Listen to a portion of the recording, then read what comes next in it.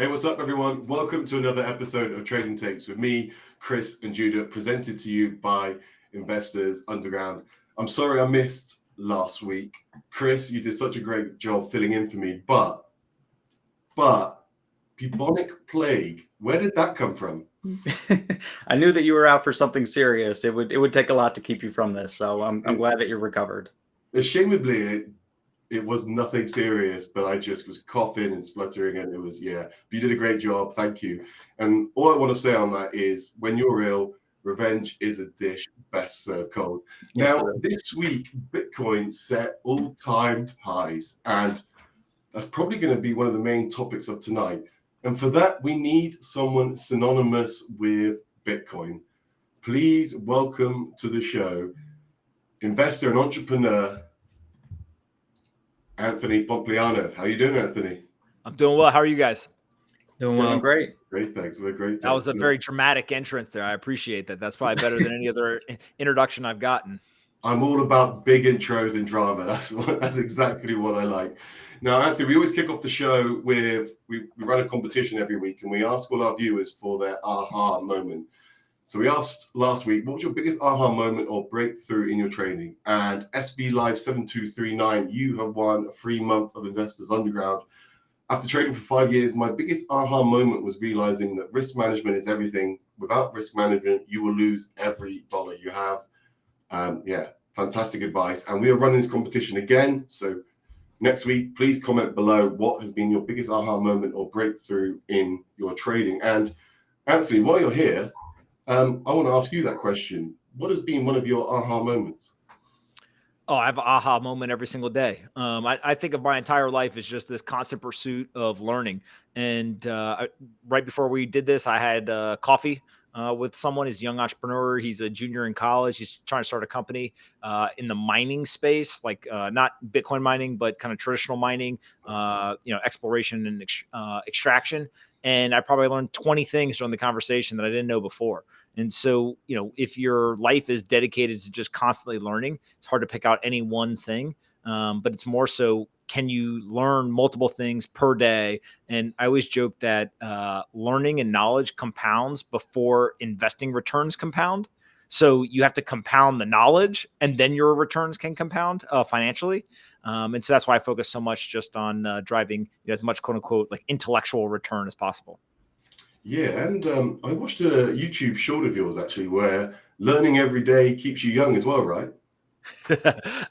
That's probably true. My wife used to, when we first met, be like, why are you always hanging out with all these young, 20-year-olds? And I had to explain to her, I was like, well, they're the ones who have all the ideas. They've got a better understanding of, what culture is being set, kind of what technologies are coming up. And some of it is frankly just like they're young, so they don't have, kind of set in their ways. But another thing is just like you have more time when you're younger. Right. Like if you think back to like if you're in college or, 18 and leaving high school or something, like you have a lot of dead time and you tend to fill it with kind of exploration, whether it's exploration in terms of conversations with your friends, playing around on the internet, maybe even just doing things kind of in the world that other people don't have a lot of free time to go do. And so I tend to find that these young people, especially the ones who have high degree of agency, they have more knowledge than actually some of my peers who are in their 30s or 40s. And so I want to spend as much time with them as possible. And just being around young people, you tend to, be young. Now, what you want to avoid, though, is you don't want to be like that meme. What's the guy who shows up with the skateboard? He's like, hey, how you doing there, young fellas? Oh. So you want to act your age, but maybe intellectually be around young people and kind of keep mentally young. Yeah, and I think as well, you got to remember that if you ever go drinking with them, you're not in your 20s anymore, and hangovers start hitting hard when you get in your 30s plus. So, drinking like a 20-year-old. Yeah, that's true as well. Right, so let's get stuck into the show. We always talk about hot takes, which is just we pick a topic and we just want to dissect it and have the opinion of all of us. And I think particularly, you're talking about chatting to a lot of young people. I think everyone these days wants to be an entrepreneur. No one wants to work for the man anymore. But the life of an entrepreneur has a lot of highs, but there are also a lot of lows as well. So for people choosing this path, what advice would you share with them just to stay the course? Because obviously it's not going to be, you're not going to be successful from day one. Yeah, I think a huge piece of entrepreneurship is people are driven to be resilient, right? And able to weather the storm that could come. And what I mean by that is like if you work inside of a company, you really better make sure that you're working with people and for people that have your best interest, right? They're going to look out for you. They're not just going to walk in one day and fire half the company. That also means you got to understand like how is the company doing, right? How much money do we have in the bank? What is the financial performance of this business? All those things are important. And so when people want to pursue kind of a degree of self-reliance or resiliency, going out on your own can provide that. But I used to joke with like young founders, I'm like, hey, if you don't want to live in the city and you want to go out in the wilderness, that's okay. But like you got to do things that people do in the wilderness, right? You got to like chop wood, you got to kill animals to eat, you got to like do all these things to live off the land, right? That's a harder life. But if that's the thing you want to do, or if that's the resiliency and the self-reliance that you want to accomplish, then you go do that.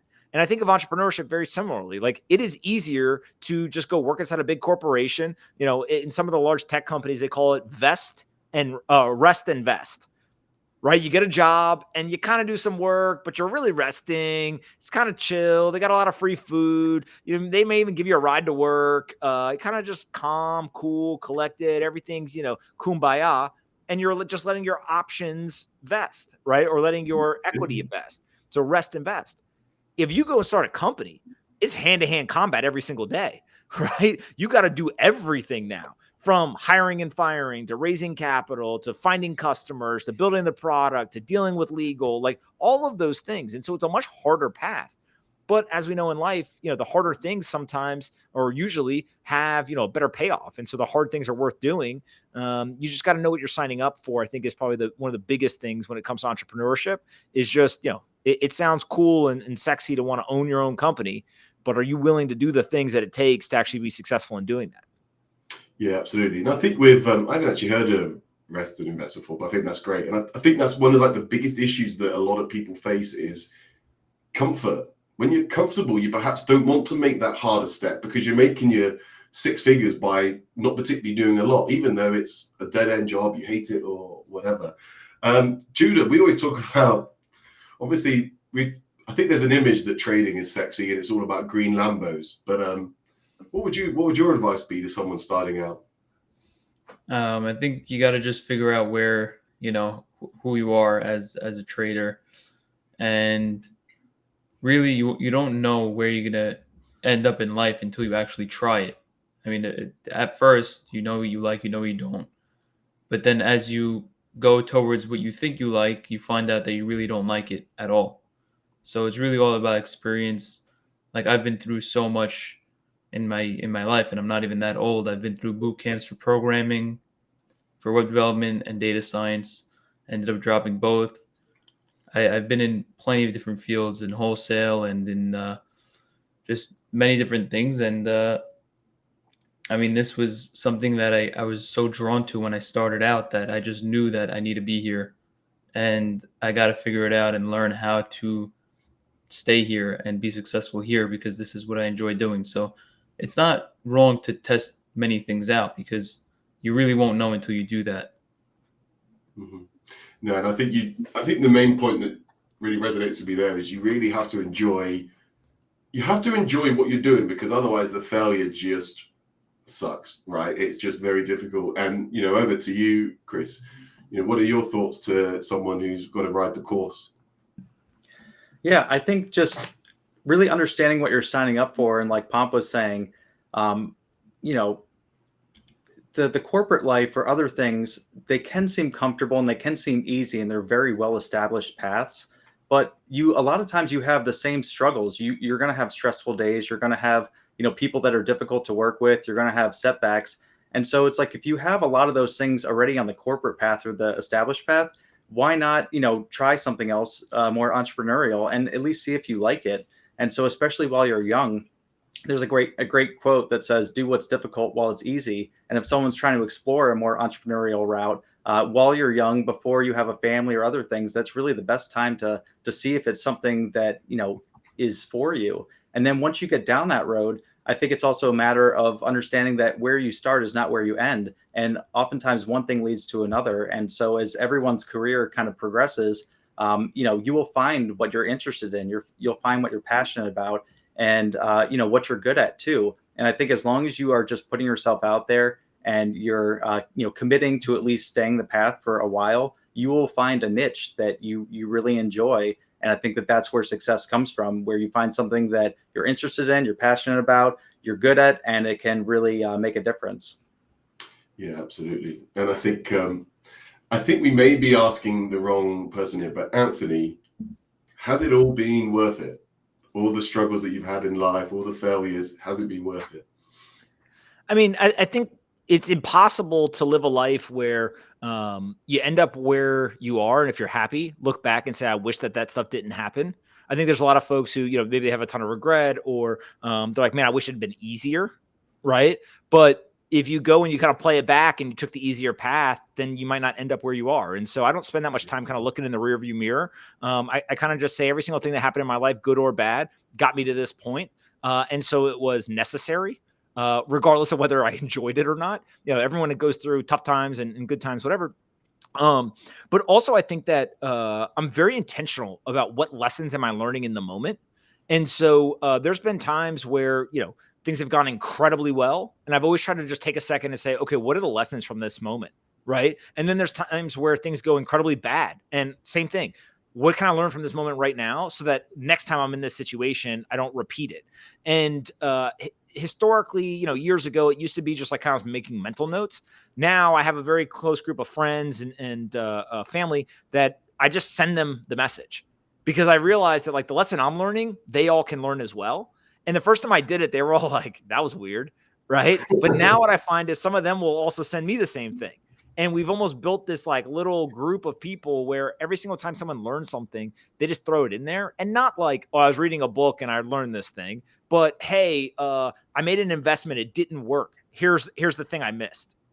Right. And so you just keep doing that, and you kind of surround yourself with a small group of people who have a similar mindset. And now I probably learn just as much from them as I do from my own experiences. So it's like 50-50. And so I think that to me is like the bigger part I focus on, is less about like, is this a good experience, bad experience, that I wish it happened or not? And more of just like, what can I learn from this moment so that next time I face a similar situation, I'm more prepared. Yeah, no, that's great. It's great to be reflective. And I absolutely agree. And I think like things I look back on that I try not to look back, but if I do ever look back, I look back and I think I regret more the things that I said no to or didn't do, as opposed to like things I did and made mistakes with. And it's weirdly, like, you're right that everything that we go through brings us to this point. And I probably wouldn't have been here if I was really unwell a few years ago, and if it wasn't for that illness, I probably wouldn't have gone down this path. And yet I'm probably the happiest that I've ever been. And I look back at that illness and it was tough, but I look back and I actually think, weirdly, that was one of the best things that ever happened in my life. It was horrible at the time, but I look back and I think, well, yeah, that was great. Chris, Judah, your struggles, has it all been worth it? Yeah, I wouldn't have it any other way. And there's definitely been highs and lows, especially with, something like the markets and something that's very cyclical. You're going to have highs and lows to the extreme. And I think that as you kind of, you stay the course and you mature in that, like Pomp was saying, you really take those lessons and, you make note of them and you mature, throughout your career. And so the mistakes that you make the first time around, you say, okay, I learned from that. And now when you come across that same situation again, you're more prepared for it. But I do think that it's worth it. But I think it has to be worth it. It becomes worth it if it's for the right reasons. And if someone's just doing something, just for the money or just for, like a status thing, or just, it doesn't make sense, because over the long run, that those things will not actually, bring you a lot of happiness. But if it's something that you are really interested in, and if it's something that is, fascinating to you and you enjoy doing it, that's really what can help to sustain you as you go through those highs and lows. But I definitely think that it's worth it. Through thick and thin, to be, your own boss. I mean, I'm a trader, slightly different, but I would say that it's absolutely worth it. But it is very difficult, so you have to be prepared for that. Yeah, and there aren't many better feelings than being your own boss, particularly if you want to make a tea time that you otherwise wouldn't have made in a corporate life. And Judah, lastly, to you on this topic, has it all been worth it?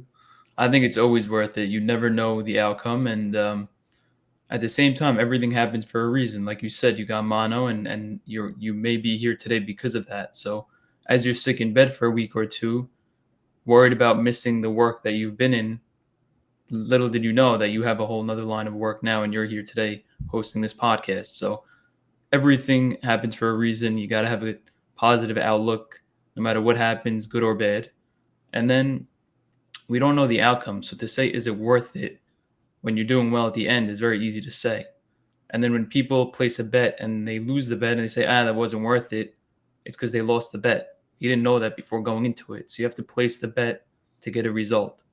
And at the end of the day, if it fails, it could still be worth it for a different reason. So it's always going to be worth it, depending on how you look at it and how you view the outcome. Yeah, absolutely. And I pinch myself, like I have such a good time talking to you guys. I always think, Jesus, I'm pinching myself hosting this. It's just fantastic. So we have to talk about Bitcoin this week. I mean, it's probably a bit of a harsh regression, but I want to talk about it slightly differently. Anthony, you're widely considered as one of the most knowledgeable people on Bitcoin, but how have you got to that point? How have you, I'm looking at those 50, 60, I'm guessing you've got a stack of books there. But I guess, how have you become such an expert in your craft? I'm not an expert. I think that's like the big, maybe lies. Like there are no experts in the world. Anyone who is claiming to be an expert on something, has reached a point where they're not learning anymore. Every single day I learn something new about Bitcoin. It reminds me that I know nothing about it. Right. And if you take that mentality, it forces you every single day to go try to find more information. And so, again, just this week, I've learned 4 or 5 different things I didn't know before. It could be about market structure, could be about past price performance, could be about, new innovations that people are testing around Bitcoin, could even be different ways that people are thinking about Bitcoin from various parts of the market. All those things end up keep informing you.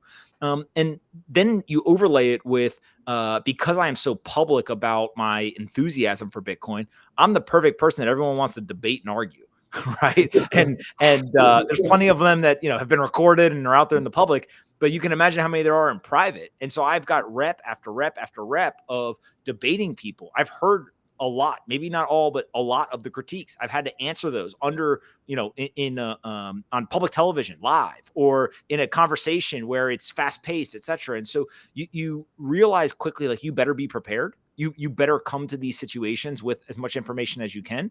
But then also during these conversations, during these debates, when you're fielding their critiques, you're also learning. And there's been plenty of times where somebody has brought up a critique. I don't have an answer for them. And I said, well, you know what? I actually don't know the answer to that. Let me go find out and I'll come back to you. And that one answering of that question taught me something. And so next time that I hear that critique, I'm ready for it. And so you just do it for, going on now. This is year 8 or 9. Like eventually you just, you've been doing it a long time and kind of like the 10,000 hours, or whatever takes over. But I also think that people can get caught, like, backed into a corner because they view the world in a static way. So a great example would be if you asked me a question about maybe holders in Bitcoin in 2020, the answer may be different than it is today, 4 years later. Why? Well, now there's different people in the market. Now we have Wall Street institutions, we have ETFs, we have all these things. So the ground moved. And so you not only have to have, what I consider like the static knowledge. How does Bitcoin work? How many will there be? All those types of things. But also you have to be able to evaluate the dynamic information as well, the things that are constantly changing. And so that requires a day-to-day kind of diligence that stays on top of, kind of that new ever-changing information. And if you're able to do that, which is very hard to do, then you got a shot, right? Then you got a shot to be able to have a conversation with someone and be able to reference both the static and the dynamic information. And that makes you much better prepared than somebody who may just be really good at the static stuff, but they're like, oh, I learned Bitcoin back in 2016. I don't really need to pay attention anymore. I know how it works. Yeah. That person's probably ill prepared for the conversation. Speaking of becoming an expert, the best way to shortcut that process is to join a community with people at the level that you want to be. And that's exactly what we have at Investors Underground. Traders with decades of experience, sharing their trades live, sharing their watch list nightly, and there to answer any of your questions, and so much more. In honor of this special episode, we've arranged for a special deal for anyone who wants to join us at Investors Underground. Go to investorsunderground.com/trading takes. You said 3 words there that I absolutely loved, and I think they're the most underrated words in the English language is, I don't know. I think it's just so powerful to say to someone, do you know what? I don't know, but I will go away. Instead of trying to chat absolute rubbish to them or just, I think I don't know. And what would you say to people? Because there's a lot of people now, and I think particularly with social media, and you've probably witnessed a lot of these people that live in an echo chamber. Like it might be like, I don't know, a Bitcoin bear, for example, that only talks, he won't talk to you. He will just talk to people who agree with him. What would you say to people like that? Because they need to explore, right? Yeah, look, I think social media has a lot of benefits, especially if you're able to avoid what I call like the digital potholes, right? The potholes are where like the haters, the losers, right? I think is the reference that somebody's made before. And look, critiques are good, right? It keeps you honest. It keeps you kind of intellectually nimble, etc. But there's a lot of people who, frankly, are unhappy. They're depressed. They're not they're not in a good place personally, and they take it out online. And so when you have a big audience, you got to be able to kind of sift through, hey, who's actually got, kind of genuine critiques or questions or feedback versus who's just kind of being an idiot on the internet. On top of that, you also can use the internet to find voices or opinions that you wouldn't normally be exposed to, right? To me, one of the greatest things that you can do from an education standpoint is get exposure. Right. And maybe the most extreme example is like travel. If you go and you travel to other places and you get to, even if you're as a tourist for 2 or 3 days in another culture, you pick things up. You start to understand a little bit better about how the world works because you've been exposed to that now. Well, online, like take Twitter as an example, you basically are getting exposed to tons of people and ideas you otherwise wouldn't cross in your day-to-day life. And so you want to be on there as much as possible. And I think of content as like a magnet. You put things out there and you're going to get things back. They'll tell you when you're dumb. They'll tell you when they think you're right. They'll tell you everything in between. But what we need now in a world where there's an overabundance of information is you need to have really good filters. How do you weight certain things that you read or certain things that you see and put a degree of efficacy or credibility to them, but also be able to throw things away and not get them stored in your brain, right? Like you don't want bad information taking up memory, right? Is if you kind of think of like a computer. And so like, can you like erase the bad stuff and keep the good stuff? Is something I think about a lot as well. So then on that, how do you apply your filter then? Because for every like 9 pieces of poor information, there's probably like one good one, but you might have to sift through those 9 to get to that one piece of good information. So how does your radar work with that? I think that it is training your algorithm, right? There's this great book called Algorithms to Live By and another book called Super Forecasters. And both of them, I read them simultaneous to each other. And they pretty much talk about a similar thing, which is every piece of information you get, you are creating, it's training data for your algorithm, your decision-making. Well, some of us call it intuition. Right. And so what you're doing is you're building that intuition. Now, how do you do that? Exposure. Expose yourself to as many ideas as possible. And then you need the feedback loop. I got a piece of information. I think X, Y happened. Okay. Was I right or wrong? And do that over and over and over and over again. And eventually you end up having a better filter than you did before. Doesn't mean you're great, but at least you're headed in the right direction. And so if you go and you look at the best decision makers in the world or the people who are excellent at kind of intellectual crafts, they just put in the work. And I, make this very similar analogy to like, if you want to be in the NBA, what do? You go to the gym hours a day, every day for years, if not decades, and you practice. And guess what? When you're in the NBA championship game and it's, time is ticking down and you got to hit those 2 free throws, you've probably taken that shot 1,000,000 times in your life, right? But now you've practiced. You got to hit this. Yeah. Well, what happens in the intellectual world is, investing is the thinker's professional sport. How many people really put in the work? How many people really actually went and, did the reps? The best they did. Some others didn't. And that's really where I think that over time, you can be right one time and kind of lucky, but you can't do it over and over again unless you've actually put in the work. And so I think if people treat it more like a craft, it puts them in a better position. Yeah, that's such a great point. And whilst you said you're not a Bitcoin expert, you certainly found your niche with Bitcoin and possibly one of the things you're most famous for. So how does someone find their niche. What was that experience like for you when you found Bitcoin and started exploring for the first time? I think that people have one of two ways to get to the thing. One is very intentional. They're kind of top down. They're prescriptive in what they do. And they say to folks, okay, next year I'm going to do A, 2 years from now I'm going to do B, 5 years from now I'm going to do C, and 10 years from now, here's where I'm going to be. That's not how I've operated my life. I have very much kind of followed my interest. And I always joke that when I was growing up, we just called it like follow kind of your energy. Now I think the younger kids would say like follow the vibe, right? Like what's the thing that kind of is like pulling you, right? Yeah. But what you're really looking for is you're looking for the things that you're excited to do. And so if you continue to just iterate every day, okay, I got 5 things on my calendar. 3 of them I'm excited about, 2 I'm not. Let's stop doing those 2 things. Let's do the 3 things we're excited about. Do that every day or every week or every month. After a couple of years, you kind of figured out what you like and just like run towards those things. And then something really interesting happens. If you like it and you care about it, you get better at it.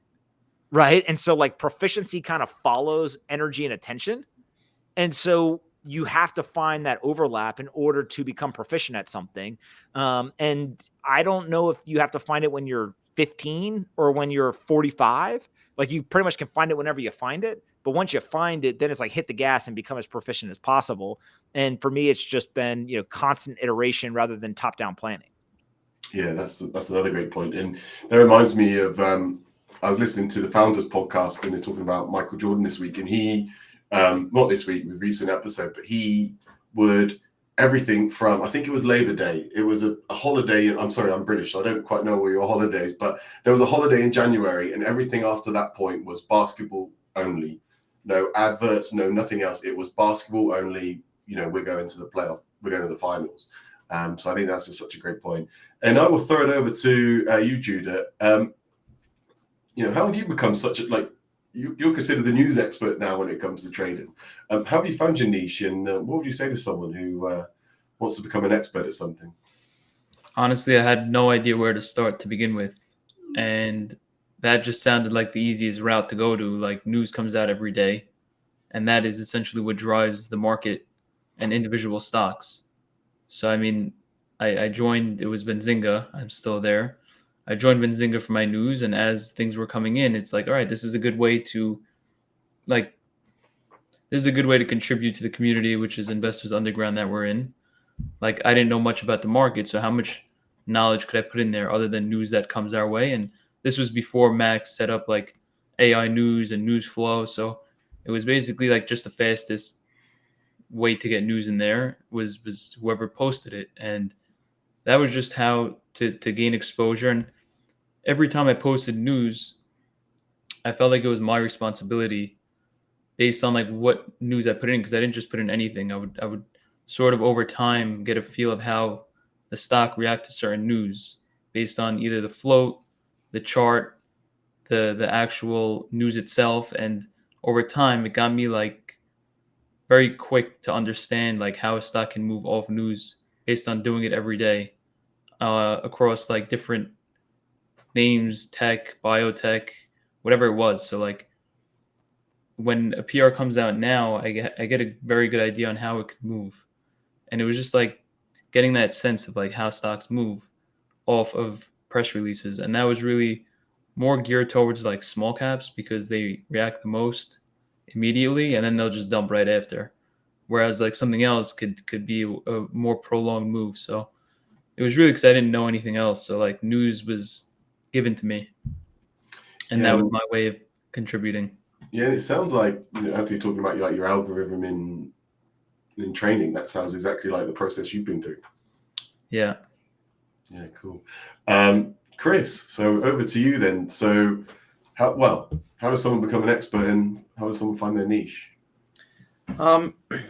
I think you just have to find something that you're interested in. And then the way it worked for me is that I tried to find people who I really admired and who were, considered experts, or people who were very knowledgeable, who've done it for a long time. So I started my career as a natural resource speculator. So I got the whole narrative for like the gold and everything. And so that was like a precursor for when I eventually got more on the crypto side. I was already very familiar with the kind of the premise, the alternative currency, an unallegiant currency to government, fiat and things like that. And then, like Pomp was saying, it's basically as long as you're not staying static with that information, but then constantly updating it. And as things change, and over the last decade, how it's gone from, gold filled that niche of being that alternative currency to then crypto joined the party. And then for the longest time, it was like, okay, should this have a seat at the table? And then as time went on, it was like, well, yeah, now this does have a seat at the table. And now it's more an allocation issue rather than should this be here in the first place. So,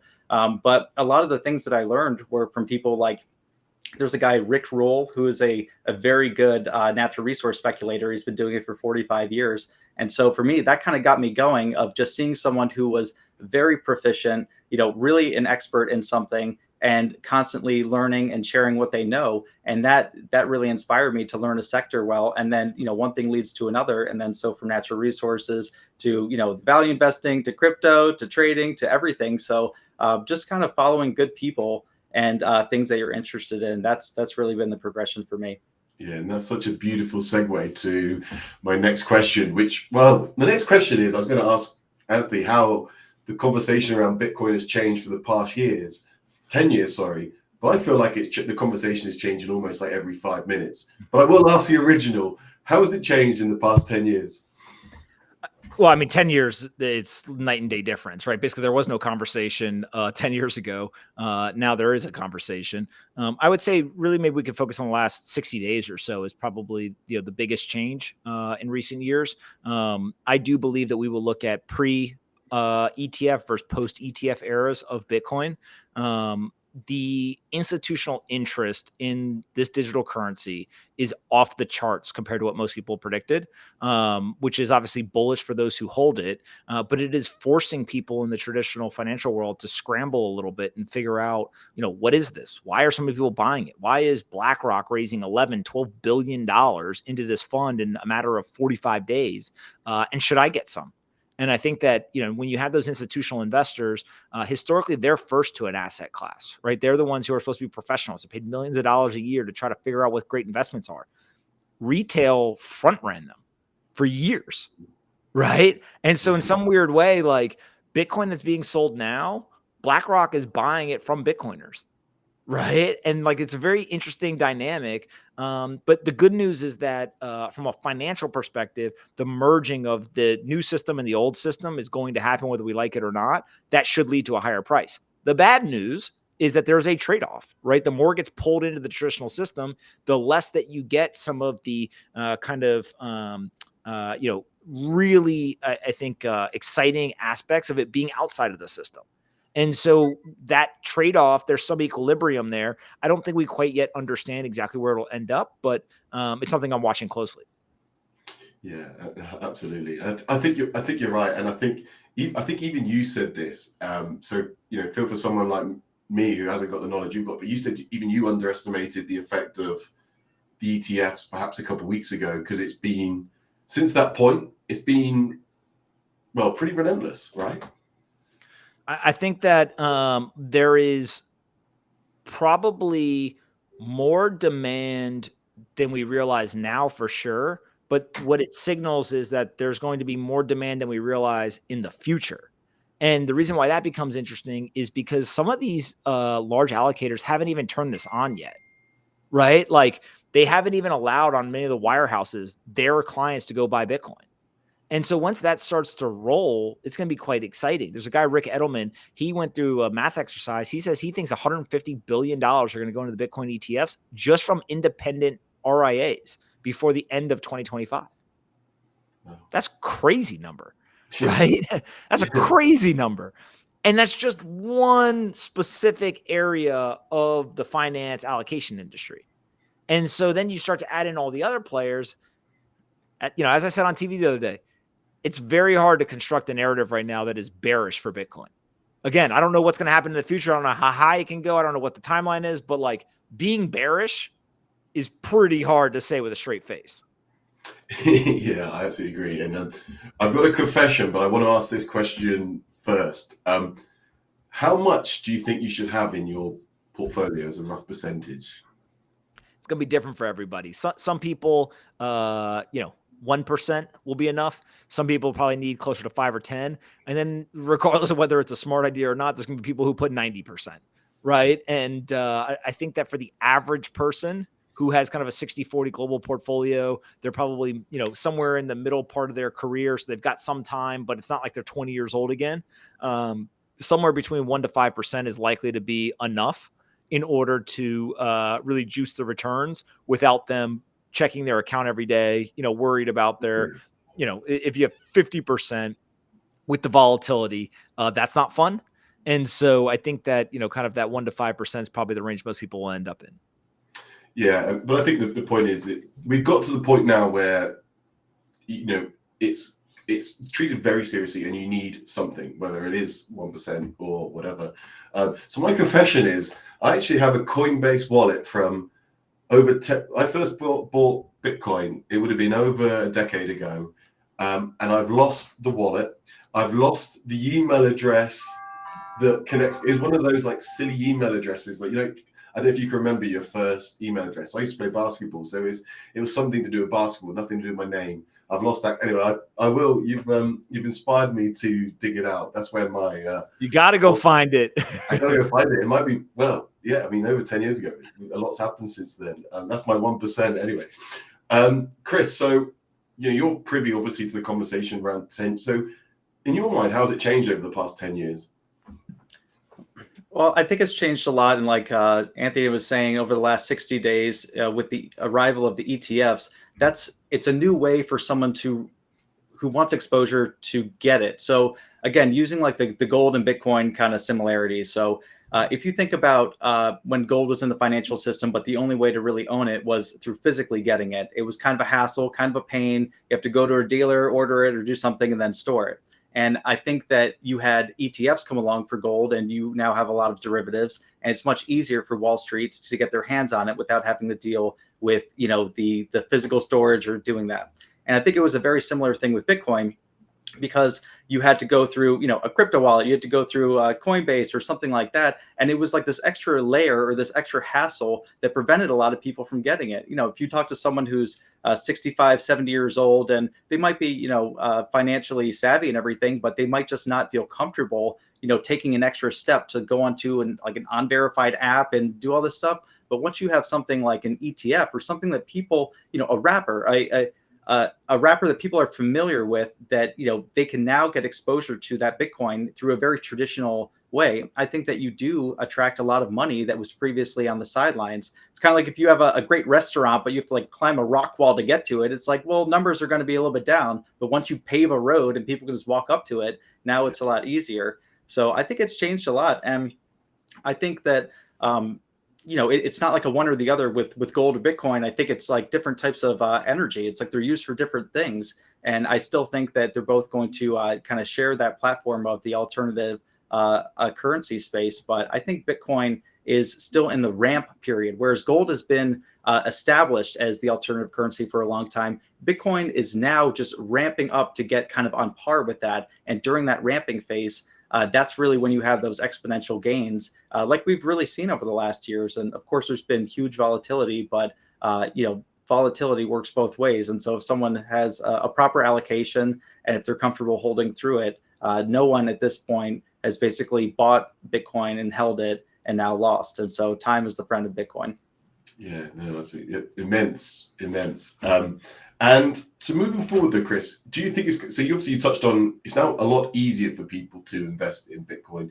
Do you think that's going to be the preferred method from a lot of people, via these ETFs? Like you said, you don't have fees, you perhaps don't need that separate wallet, etc. So is that how you foresee it? Yeah, I think for a while, I think there'll be a big ramp up period, and then you'll kind of find an equilibrium. So, how many people over the next year want exposure to Bitcoin? And then, given the grounds, changing and the valuation changing and everything, you'll eventually reach an equilibrium point. And then, not to make the bearish case, but more just an objective fact is the same thing that kind of happened with gold when you had these ETFs. What you can have is some people will try to manipulate it where they can have a supposedly ETF, but without having actual custody of the Bitcoin themselves. And so something I do have on my radar is if they start to build derivative products so that people can allegedly have exposure to Bitcoin, but it's not actually backed by anything. That's kind of what happened with GLD, which is the gold ETF. And so that's something to be aware of. I don't think we're there yet, but in the future, as people try to ramp up derivative products, that's something that I think could absorb some of that demand that should be going to Bitcoin. But if they find a way to kind of to pitch something to still charge a fee, but they don't have to physically back it by Bitcoin, then that could be a point where you could have all that demand being absorbed and you could have some buying stop or, find some equilibrium there. But again, I don't think we're there yet, but it's something I'm watching. No, that's a really great point as well. And Judah, the conversation for you over the past, you could pick a time, the past year, past 6 months, the past 2 weeks. How's the conversation changed for you? Yes, I haven't been here for 10 years. I've been here for like just a few. But on a technical level, what we're seeing here between like 2021 and 2024, where we are right now, is very similar to what it was like in 2018 to 2021.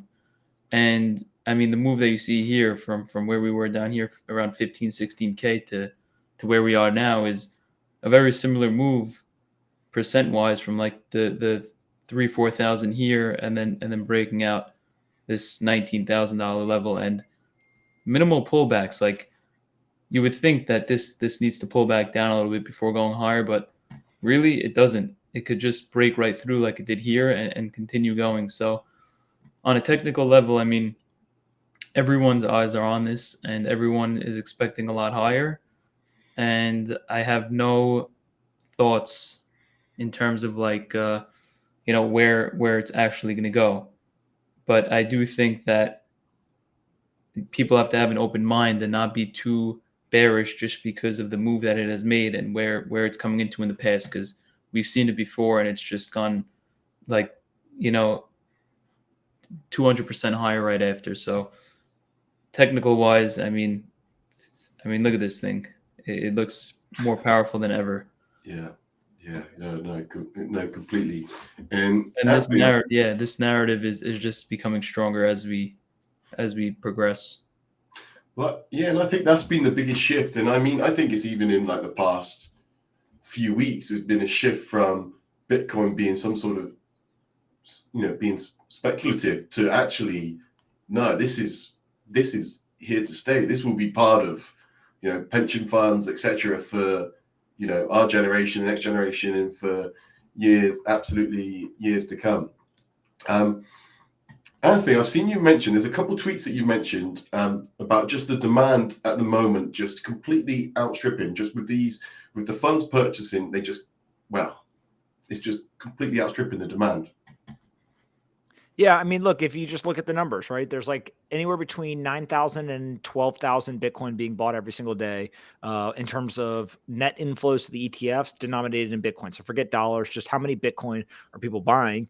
And there's only 900 being produced every day. So like, 10 to 14x, give or take, depending on the day.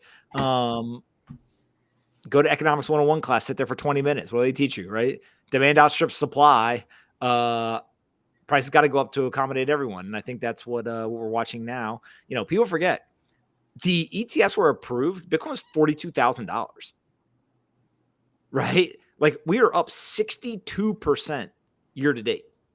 These are monster numbers. And it was a thing that I think people expected the price to go up, but not this high, not this fast. This has caught a lot of people, even the people who are pretty excited, off guard. And it'll be fun. Let's see what happens after the halving, right? You're going to go from 900 Bitcoin a day to 450 coming into the incoming supply. If we're at a point where there's 25x more demand than what the network's producing, all bets are off. Who knows what could happen? Yeah. And we'll come on to the halving in just a second. Just one last question on this point. Volatility has been mentioned a lot. And in terms of volatility, it's just been straight up at the moment. But if you're talking to someone who's perhaps, got their 1% to 5%, how should they handle that volatility? Because it can be quite crazy. I think that you just got to sit it out, right? You just got to say, hey, the volatility is actually a feature, not a bug. You need volatility for price to go up. And so there's a study years ago by Fidelity And if I remember all the details correctly, they like looked at all their accounts and who had the best returns. And it was people who had either died or forgot their password. Wow. Right. Like, trading is a skill that is, again, for people who have a craft, who understand what they're trying to do. The problem that we have, I think, in society in general is we have people who are like passive long-term holders of assets. And then we have traders.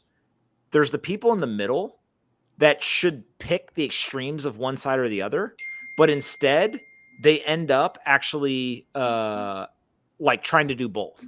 And what I mean by that is if you're not a full-time trader, you're not going to be good as a part-time trader, right? Like it's a skill. It is something that you have to develop. You have to learn. You have to surround yourself with people who are good at it. You have to study markets. You have to become a student of the craft, right? All these things that I'm sure you guys talk about and many other people who are in and around the trading community.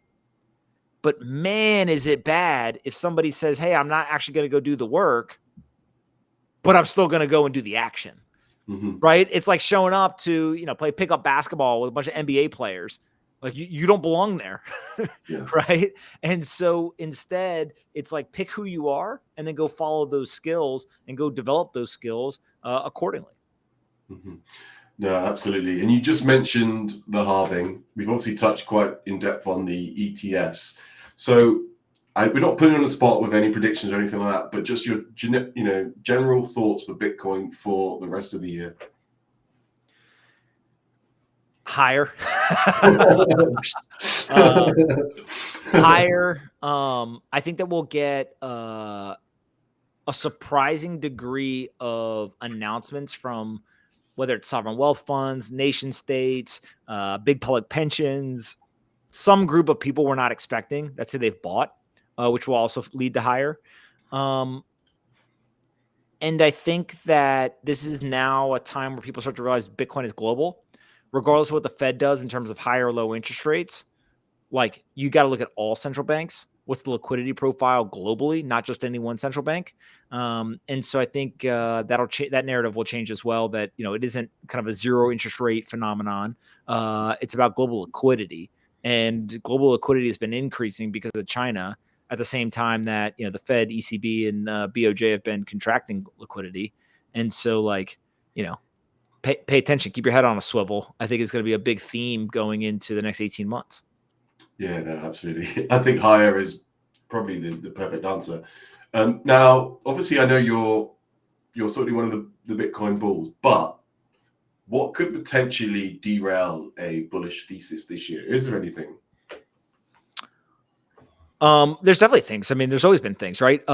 If Bitcoin somehow got hacked, I think that there is like a near 0% probability of that, but definitely I think that would make people question, hey, this is supposed to be an unhackable decentralized protocol. That wouldn't be good. Two, again, although incredibly unlikely, it is still, there's a development process and there are upgrades and things. And so if a bug somehow got introduced, there would be some work to unravel that and kind of make changes or patches or whatever. And depending on the severity of it, that could be detrimental. And then lastly is, I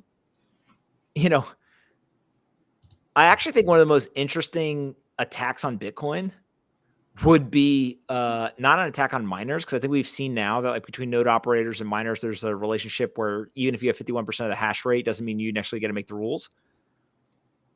But I think people globally would sour on Bitcoin if the US government owned like 50% of Bitcoin, right? And we see this right now with stable coins. Internationally, people don't like USDC because they view it as the government coin, the US government coin, right? Because it's regulated. They love Tether because they view it as outside of the regulation. Now, whether those things are true or not characterizations, that's how people view it. And so you can see that the inflows to Tether have been exploding and the USDC one hasn't kept up. And so there becomes this really interesting thing. Now, again, is it 50%? Is it 90%? Could the government actually get more than 10%? Like there's all these narratives to it, right? But I think like the United States embracing it in a major way and becoming like one of the largest players in a weird way could have a counter reaction. And the rest of the world being like, oh, wait, do we want to just have like another US, kind of oversought asset? even though they don't necessarily control it if they just had a lot. And so right now, I think that the US's abrasive stance is actually driving adoption globally. Like there's a lot of people who say, hey, if the US doesn't like this, that means I should look at it. Right. And we see this in countries like Pakistan and Nigeria who ban it, and then adoption goes up. Yeah. So like, I don't know. It's interesting. No, that's really interesting. And I think just on that, it's a real testament to you as a person that you're open to some of those perhaps, bearish conversations and you're aware of them. I think that's just great. In the interest of time, I'm going to move us on to, we prepared some direct questions for you, perhaps a little bit different. So Anthony, what is the next step in your entrepreneurial journey? We'll just keep building companies. I think that, I get great enjoyment out of finding problems, designing solutions, and then implementing them. And sometimes they're big problems, sometimes they're small problems. But if I knew what problem we were going to solve next, I go solve it. So I don't think I've got like a great answer. But I think that's really just the framework is like find problem, design solution, implement solution, profit, take profits, find problem, design solution, implement solution, profit, and just keep doing that over and over again. Yeah, and like you said earlier, follow the vibe. That's what the cool kids do, right? That's what the 20-year-olds are doing now, right? That for sure is what they're doing. And so what are some things people can do during the current crypto cycle to prepare for potentially challenging times in the future? Learn. The more informed you are, the more rational you become. And you're better armed to handle different situations. And so I think spending as much time to learn is time well spent and potentially even money well spent, depending on what you're learning. Mm-hmm. Yeah, absolutely. And lastly, just interested to know, you've mentioned that you're always learning, you're meeting people, you're questioning people. What do you do to relax? How do you spend your time outside of the markets, outside of crypto? I read and then I interrogate people. My wife gets very embarrassed sometimes, but like, we went to a dinner recently. I don't know, it was like 20 people there, and every single person I met, they would like start telling me about some random, small talk thing. And I just said, what'd you learn this week? Really? What can you teach me? And it leads to amazing conversations because they'll say something that you can teach them something, right? And it just like elevates the conversation to something that's more high impact and valuable. And so whether it's I'm learning from books, I listen to a lot of podcasts or talking to people. It's just, kind of this unquenchable thirst for information that, I feed off of. Yeah, that's perfect. And I think that's perfect to complete. That brings a circle to tonight. Just wanted to, I've learned so much tonight. It's been such a great conversation. Thank you so much for your time. And as promised, finished on time, just for you. That's what we deliver here. Thank you so much for joining us tonight, Anthony. Absolutely. I appreciate all three of you guys. This fantastic conversation. Thank you. Anthony, thank you very much. And for people who are interested in your newsletter or learning more about you, what are the best ways that they can do that? They just go to follow me on Twitter at Pompliano. I tweet about everything there. It's probably the easiest thing. Perfect. Thank you so much. Perfect. Absolutely. Thank you. Thank you guys. Good.